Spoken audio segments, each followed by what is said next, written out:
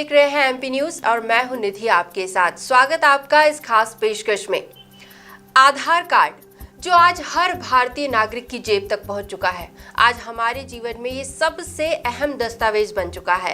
अब इस आधार कार्ड को लेकर क्या कुछ जानते हैं? क्या आप सिर्फ उस छोटे से कार्ड को पहचानते हैं? लेकिन जरूरी है इस आधार कार्ड के इतिहास को जानने की। आखिर कहां से आया ये आधार कार्ड जो इतने कम समय में इतना महत्वपूर्ण बन गया? तो आज हम मुलाकात करने वाले हैं आधार कार्ड के जनक से। जी हाँ, जाने माने विचारक लेखक सुनील जायसवाल जी इस वक्त एमपी न्यूज के साथ है। सुनील जी, स्वागत आपका। जी नमस्ते। आधार कार्ड का जन्म कैसे हुआ, सबसे पहले हम यहीं से शुरुआत करते हैं। सुनील जी, आपसे जानना चाहेंगे कि आधार कार्ड की जो परिकल्पना थी उसने हम देखें तो देश की नागरिकता को एक नया आयाम दिया है, तो इसकी शुरुआत कहाँ से हुई? एक्चुअल सही मायने में क्या था, ये जो परिकल्पना थी या जो इस बारे में मैं सोचता रहता था, ये बहुत जब मैं छोटा था, मतलब बचपन की बात बता रहा हूँ मैं। मुझे पेपर पढ़ने का बहुत शौक है और मैं ऐसे न्यूज़ें पढ़ते रहता हूँ, तो मेरे बचपन में ये कल्पना मेरे दिमाग में आई। और कैसे आई, इसका जो मेन जो अपने जहन में कैसे आई, इसका ये है कि मैं अपराध की जो समाचार पढ़ता था, क्राइम पढ़ता था जी। तो मेरे दिमाग में ऐसे विभिन्न प्रकार के क्राइम, मतलब जो देश में होते हैं और लोगों के साथ होते हैं, और उस क्राइम की वजह से गरीब लोगों को बहुत दुख होता है। तो वो जब मैं क्राइम पढ़ता था तो मेरे दिमाग में ऐसा चलता था कि यार ये दुख लोगों को क्यों होते हैं, इसके लिए अपने को कुछ करना चाहिए। बस ये धीरे धीरे धीरे मेरे दिमाग में डेवलप होता रहा। काफ़ी सालों तक, 10-15 सालों तक ये मेरे दिमाग में घूमता रहा और मैं इस पर विचार और मंथन करता रहा।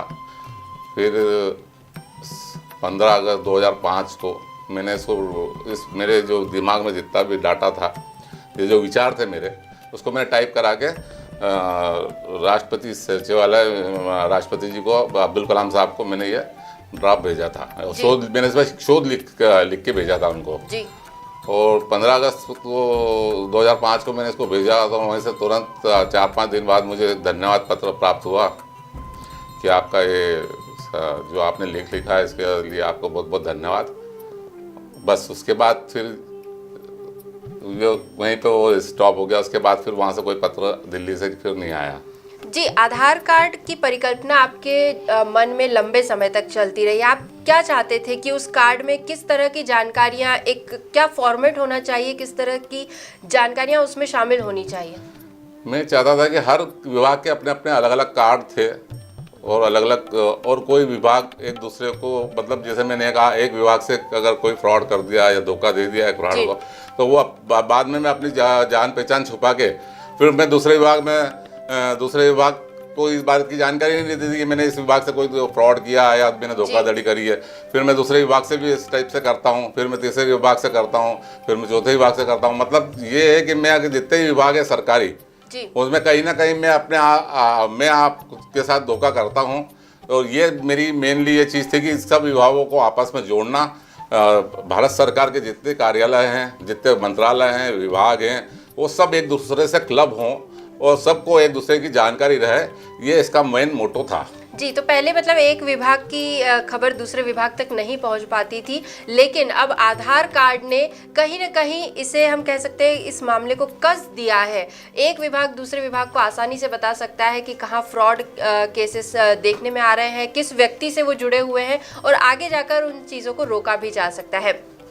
सुनील जी, आधार कार्ड को लेकर काफ़ी सारी कंट्रोवर्सीज भी खबरों में रही है, और कहीं ना कहीं जैसे आपको आज हम उसके जनक के रूप में जानते हैं, लेकिन पहले इसका क्रेडिट कहीं और भी शेयर हो चुका है। उसे लेकर पूरी कहानी आपसे जानना चाहेंगे। एक्चुअल मैंने जब 15 अगस्त 2005 को ये शोध पत्र भारत सरकार को भेजा और वहाँ से मुझे धन्यवाद प्राप्त हुआ, तो मेरा दिमाग में ऐसा विचार आया कि भारत सरकार सरकारी कार्रवाई है, इसमें टाइम लगेगा मुझे, वो तब उसको चीज़ को करने में सरकार को भी टाइम लगता है और सरकार मुझे फिर उसको लिए सब इस पर विचार करके मुझे बुलाएगी जी।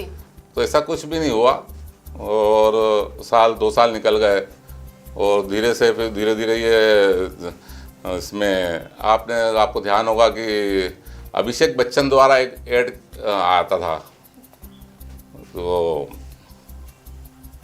व्हाट एन आइडिया करके जी, व्हाट एन आइडिया, वो टीवी पे आने लगा। जी। तो मुझे ऐसा लगा कि यार मेरा जो कंसेप्ट है या जो मेरा जो शोध है, जो मेरे विचार है, ये चोरी हो गए हैं। कुछ ठगा हुआ सा महसूस किया होगा हाँ, आपने? ठगा सा मैं महसूस कर रहा था कि यार ये तो चोरी हो गया अपना। कुछ समझ नहीं आ रहा था हम क्या करें। फिर जब भी उसी वक्त सूचना का अधिकार एक्ट चालू हुआ था सन 2005 में, जी। तो मुझे एक बार एक पेपर में भी ऐसी न्यूज़ आई थी, तो उसके अंदर वो पेपर में जो न्यूज़ आई थी उसके अंदर मैंने पढ़ा, तो वो पूरा जो मैंने जो शोध लिखा था वो उस पेपर के अंदर छपा था कि आधार, सॉरी, अब इसका नाम आधार नहीं था, यूआईडी था। यूआईडी मतलब विशिष्ट पहचान पत्र। तो विशिष्ट पहचान पत्र की जो उसकी डिटेल आई, तो मैंने जब उसको पढ़ा तो मुझे ऐसा लगा कि यार ये तो पूरा शोध मेरा पूरा चला गया चोरी। तब मेरे दिमाग में आया, फिर मैंने सूचना के अधिकार के तहत इसकी जानकारी निकालना चालू करी धीरे धीरे। राष्ट्रपति सचिवालय, प्रधानमंत्री कार्यालय और अन्य मंत्रालयों में उसके मैं पत्राचार करता रहा, और वहाँ से फिर धीरे धीरे धीरे जो है ना, वो मेरे पक्ष में जो, मतलब मुझे ऐसा लगा कि अब ये सब मेरे पक्ष में एक सबूत इकट्ठे हो रहे हैं जी, और मैं इसको पूरे सबूत इकट्ठे करने रहा। जी। एक बात तो साफ है कि आपको इसके लिए काफी लंबी लड़ाई लड़नी पड़ रही है। जी। सालों से ये सिलसिला चला आ रहा है, और इतने सालों की जो पूरी कहानी है उसे आपने एक पुस्तक में संजोया है। उस पुस्तक के बारे में बताइए। एक्चुअल 2005 को मैंने शोध पत्र भेजा, और 2008 मतलब 2007 में ये व्हाट एन आइडिया आने लगा था टीवी पे, और सन 2008 में इसको पहले इसका नाम यूआईडी, जैसे मैंने बताया कि विशेष पहचान पत्र था। बाद में इसको भारत सरकार से काम नहीं संभला, इसको भारत सरकार ने अपने ऊपर काम जो सरकारी कर्मचारियों से करवा रहे थे वो उनसे नहीं संभला, तो उन्होंने नंदन नीलेकर्णी जी को आमंत्रित किया, जो इन्फोसिस के चेयरमैन हैं। उनसे ये कहा गया कि आप इसका काम संभालें। तो नंदन नीलेकर्णी जी का आगमन 2008 में हुआ जी। और 2008 में उनको भारतीय विशेष पहचान प्राधिकरण एक मंत्रालय बनाया गया, और उसका उनको चेयरमैन बनाया गया। जब उनको चेयरमैन बनाया गया तो उन्होंने इसका नाम यूआईडी का बदल के आधार रखा जी। और जब उन्होंने आधार रखा तो उन्होंने ये अपने प्रसारित करने लगे वो कि इसका जन्मदाता मैं हूँ। यानी तो पहले जो था वो यूआईडी था, जब उसे टेक्नोलॉजी से जोड़ दिया गया तो वो एक आधार बन गया, लेकिन उसका क्रेडिट भी कहीं और शेयर हो गया। जब ही से मैंने इसका जब फर्स्ट शुभारंभ हुआ था आधार कार्ड का, ग्राम टेम्बली, जिला नंदुरबार, महाराष्ट्र में, तब भी मैं वहाँ भी गया था और वहाँ भी मैंने अपना इसका विरोध प्रदर्शन किया था। जी। तो कुल मिलाकर यहाँ पर एक लंबी लड़ाई अभी भी जारी है, और अब इसका क्रेडिट मिल पाता है या नहीं, या कहाँ तक और ये लड़ाई बाकी है, ये भी देखने वाली बात होगी। खैर, फिलहाल गणतंत्र दिवस की बेला है, तो यहाँ पर संविधान से जुड़ी कुछ बातें करना चाहेंगे। सुनील जी, आप एक लेखक हैं, विचारक हैं। अगर हम संविधान की बात करें तो जब संविधान लिखा गया था तब भारत की तस्वीर कुछ और थी। सोने की चिड़िया कहा जाता था, भारत को विश्व गुरु माना जाता था। लेकिन आज के परिप्रेक्ष्य में अगर हम देखें तो भारत की तस्वीर भी बदल चुकी है, और संविधान में जो नियम, कायदे, कानून लिखे गए थे उन्हें भी अब कहीं ना कहीं मोड़ तोड़ कर पेश किया जाता है। लोग अपनी सुविधा के अनुसार उसे इस्तेमाल करते हैं। आपको क्या लगता है, ये बात कहाँ तक सही है? ये तो बिल्कुल सही बात है कि हर इंसान अपने अपने हिसाब से कानून को अपने हिसाब से तोड़ मरोड़ के पेश करता है और अपने अनुसार ही उसको काम करता है। और संविधान अब जो कि इतना बहुत पुराना हो चुका है तो उसमें बहुत सारे सुधार की गुंजाइश है। मेरा ये कहना है कि आज की युग के अनुसार उसमें काफ़ी सुधार की गुंजाइश है और वो सरकार को करना चाहिए। जी सुनील जी, देश के भविष्य के रूप में देश के युवाओं को देखा जाता है। कहते हैं कि युवा पीढ़ी जो है वो भविष्य का निर्माण करती है। तो आज की युवा पीढ़ी को देखकर हालांकि लोग इतना कॉन्फिडेंट नहीं नजर आते। जो पुरानी पीढ़ी है वो आज की युवा पीढ़ी को देखकर कहीं ना कहीं असमंजस में है कि हम देशभक्ति की अगर बात करें तो सिर्फ कुछ सैनिकों में दिखाई देती है, युवा इस बारे में नहीं सोचते। क्या आपको भी ऐसा लगता है? ऐसा नहीं है, ये तो क्या अपने अपनी रुचि की बात है। जैसे मैं तो किसी उसमें हूँ नहीं, मैं तो एक बिजनेसमैन हूँ वैसे चल बचपन से ही, मतलब मुझे व्यापारिक हूँ, तो फिर भी मेरे में देश भावना है और देश भावना हर किसी में रहती है। तो इसके लिए हम ऐसा नहीं कह सकते कि युवाओं में है और उनमें नहीं है, ये एक अपनी रुचि वाली बात है। जी। तो जो ज़्यादा लोग देश के बारे में सोचते हैं, वो बाकायदा उसके लिए झुकते हैं, उसके लिए काम करते हैं बिगैर कोई लालच के, और वो देशभक्ति के लिए मर मिटने को तैयार हो जाते हैं। जी, अगर एक सुनहरे भविष्य की परिकल्पना की जाए तो ऐसे में एक विचारक होने के नाते आपको क्या लगता है किस तरह के बदलाव देश में होने चाहिए? बदलाव की हम बात करें तो देश तो बदल ही रहा है, और विकास की ओर है। विकास की ओर है देश, तो मोदी जी अभी बहुत अच्छा विकास कर रहे हैं और बहुत तेज़ी से विकास कार्य कर रहे हैं, जो कि पिछली सरकारों में देखने को नहीं मिलता था। उतनी बहुत ज़्यादा तेज़ी से विकास हो रहा है देश का। जी सुनील जी, तो देखा आपने कि एक छोटा सा आधार कार्ड जिसे हम एक दस्तावेज के रूप में देखते हैं, उसके पहले की कहानी कितनी बड़ी है, कितनी अहम है, और इसका इतिहास काफ़ी दिलचस्प रहा है। हालांकि भारत सरकार से एक लड़ाई अभी भी जारी है जिसमें सुनील जी लगे हुए हैं, और हम उम्मीद करते हैं कि जल्द ही ये लड़ाई खत्म हो, और जैसा कि आधार कार्ड के जनक के रूप में सुनील जी को जाना जाता है, वो पहचान उन्हें ज़रूर मिले, क्योंकि हर एक भारतीय को उन्होंने भी अपनी अलग पहचान दी है। सुनील जी, बहुत बहुत धन्यवाद आपका अपना ये पक्ष हमारे साथ साझा करने के लिए और बहुत सारी अहम जानकारियाँ भी हमें देने के लिए। हमारे दर्शकों को ज़रूर ये सेगमेंट पसंद आया होगा। फिलहाल जी मैं एक और बात कहना चाह रहा था, वो जो छूट गई थी, कि मैंने एक आधारण बुक लिखी है इसके ऊपर।